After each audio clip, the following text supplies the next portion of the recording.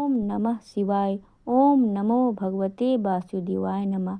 आप सभी का स्वागत है हमारे YouTube चैनल में।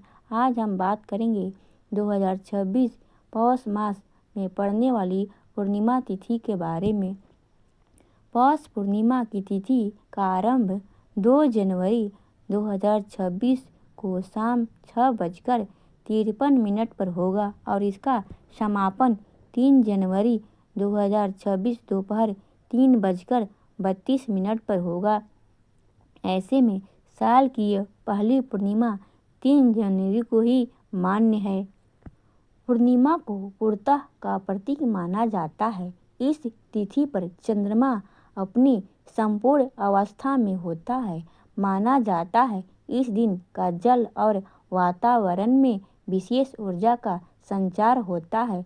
चंद्रमा पृथ्वी और जल तत्व पर गहरा प्रभाव डालता है क्योंकि पूर्णिमा का स्वामी चंद्रमा ही होता है। इस दिन पूजा पाठ विशेष फल की प्राप्ति होती है। नए साल 2026 की पहली पूर्णिमा 3 जनवरी को पड़ रही है। यह पौष पूर्णिमा है।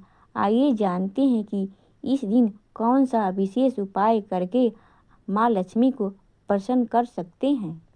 कब है पौष पूर्णिमा?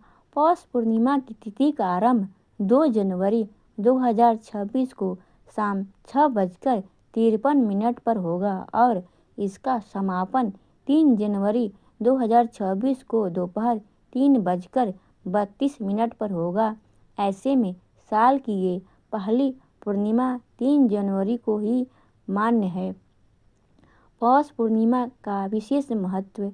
पौष मास को सूर्य देव से जुड़ा महीना माना जाता है, जबकि पूर्णिमा चंद्रमा की तिथि है। पौष पूर्णिमा पर सूर्य और चंद्रमा का दुर्लभ और शक्तिशाली संयोग बनता है, जो अन्य पूर्णिमाओं से इसे अलग बनाता है। इस दिन सूर्य और चंद्रमा दोनों की पूजा करने से मनोकामनाओं की पूर्ति होती है। मान्यता है कि इस तिथि पर ग्रहों से जुड़ी बाधाएं शांत होती है और मोक्ष का मार्ग भी प्रशस्त होता है। पौष पूर्णिमा की पूजन विधि।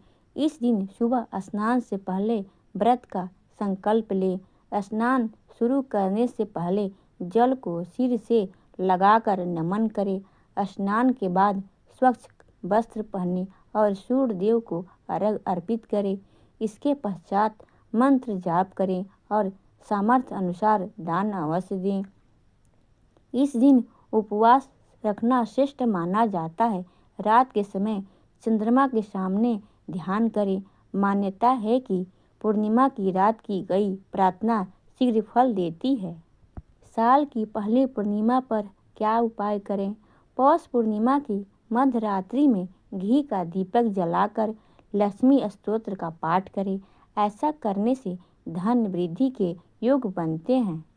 मान्यता है कि माँ लक्ष्मी का प्राकट्य पूर्णिमा तिथि पर हुआ था, इसीलिए यह तिथि देवी को विशेष प्रिय है। इस दिन माँ लक्ष्मी की विधिवत पूजा करें और खीर का भोग लगाएं।